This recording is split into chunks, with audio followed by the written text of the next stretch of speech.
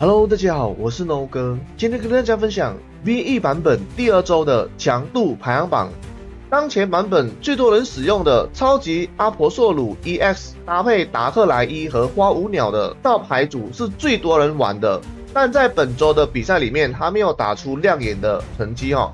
他目前的勝率有 52.22%， 以本周的數據來看呢，他沒有進入我們的排行榜裡面。所以我把它歸類在可能崛起的牌組哈。第二套超級火焰雞 EX 搭配炎帝 EX 牌組，這套牌組目前的勝率有 47.33%， 在本周的使用率也是大跌哈，就是說越來越少人玩了。現在版本最熱門的牌是鈴鐺響，幾乎每一套牌組至少都會帶一張的鈴鐺響，畢竟它前期可以限制對方使用物品卡，是還蠻不錯的。在這一周裡面呢，大家都發現次日一定要帶2張哈。接下來我們就來看本周的強度排行榜，本周沒有 T0 牌組 ，T1 牌組第一套超級7C 青鳥。搭配一張的愛管事和鈴鐺響和一張的提拉斯，這套牌組目前是最高勝率，有 54.18%。原本是帶2張愛管事 EX 的，這一周打出最亮眼成績的，他只帶一張的愛管事哦。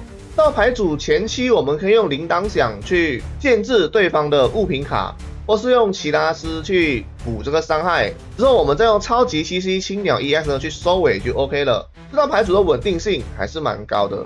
好，接下來的 T1 第2套自爆磁怪搭配花舞鳥和一張的鈴鐺響，我們的老朋友又回來了。這套牌組呢是本周700人比賽的冠軍牌組，它目前的使用率呢也是逐漸的上升哦，非常多人在使用。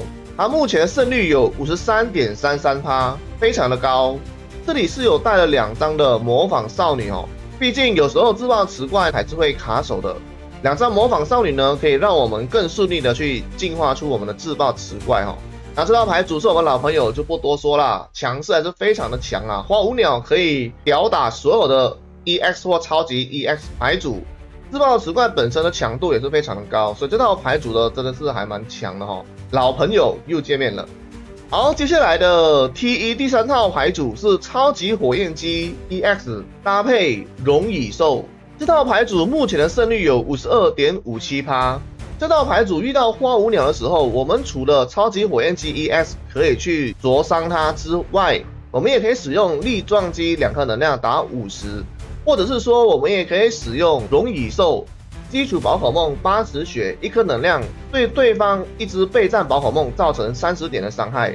如果你看到對方後面有出現花舞鳥的，其實可以先用龍蟻獸去消耗他的花舞鳥，這樣子的我們回合數才會夠哦。畢竟他只打30點傷害，這套牌組應對花舞鳥還是蠻不錯的哦。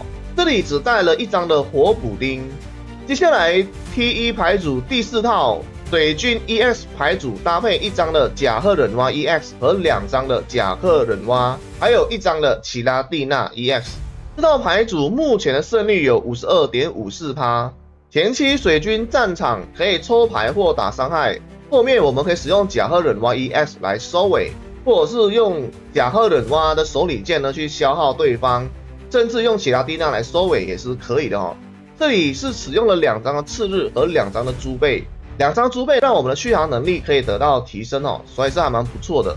接下來的是我們的新牌組，這套牌組是打出非常耀眼的成績啊，因為畢竟現在超級 EX 的牌組還是非常多的哈。橘色塑膠 EX 搭配普通版的橘色塑膠，還有費洛美郎和鈴鐺響，目前的勝率有 50.9%。這套牌組如果你遇到花舞鳥的，普通版的橘色塑膠也可以解決花舞鳥。前期我們也可以使用鈴鐺響去壓制對方，或是用費洛美郎呢去打這個傷害哦。最終呢，讓我們的橘色塑膠 EX 來收尾就 OK 了。這套新崛起的牌組非常的強勢哦。好，接下來的 T1 最後一套牌組，也就是我們本周的最後一套牌組三手惡龍。這套牌組目前的勝率有 50.41%。它搭配了1張的超級阿婆索魯 EX， 2張的普通版阿婆索魯和1張的鈴鐺響。這套牌組基本上呢，前期可以用鈴鐺響去騷擾，或者是用阿婆索魯去擾亂對方。普通版的阿婆索魯80血， 2顆能量打50，然後丟硬幣，如果是正面的話，就可以丟掉對方的一張支援者。所以這個呢蠻好的，去騷擾對方的手牌哈。再加上超級阿婆索魯 EX，2顆能量打80，也是一樣可以丟掉對方的一張支援者。但是超級阿婆索魯 EX， 它只要被昏厥了，那對方就會直接獲得勝利嘛。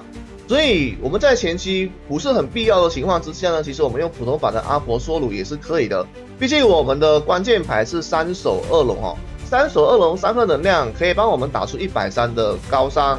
之後下個回合的我們再使用特性，再把它填能量，再讓它再打多一拳，基本上就可以獲得勝率哦。所以這套牌組是前期騷擾對手的物品卡或是支援者，後期用3手惡龍呢去解決掉對方，其實還蠻不錯的。好，那本周沒有 T2 或 T3 的牌組啦。那本周的這個牌組呢，全部都是 T1 牌組哦。由此可見呢，現在這個版本比較強勢的牌組呢，也就是這幾套了。所以呢，大家還是會只玩這幾套。這一周比較開心的是，我們還是依舊有看到新的牌組出現，我覺得是還蠻不錯的。希望之後有更多新牌組出現哦。好，那今天的影片就到這裡了，喜歡的朋友們呢，記得按讚、訂閱、分享。那我們下一期再見哦，大家拜拜。